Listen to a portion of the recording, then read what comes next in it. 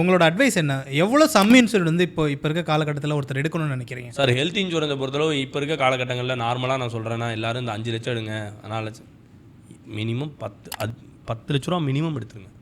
Okay, 10 லட்சம் minimum எடுத்துக்கோங்க. Term இன்சூரன்ஸ்ன்றது depending upon உங்களோட சேலரியை பொறுத்து தான். ஆனால் மினிமம் 50 லட்சம் தான் எடுக்க முடியும்.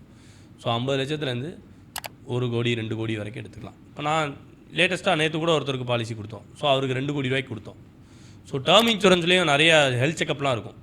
எல்லாம் பண்ணிட்டு தான் மானிட்டர் பண்ணி தான் கொடுப்பாங்க ஏஜை பொறுத்து. ஸோ பிலோ 45 இருக்காங்க அப்படின்னா வீடியோ மெடிக்கல்லே கூட த்ரூ ஆயிரும் பாலிசி. இன்றைக்கி போட்டு ஏன்னா அவருக்கு எடுத்தது முந்தானது பாலிசி எடுத்தோம், இன்றைக்கி பாலிசி த்ரூ ஆயிடுச்சு.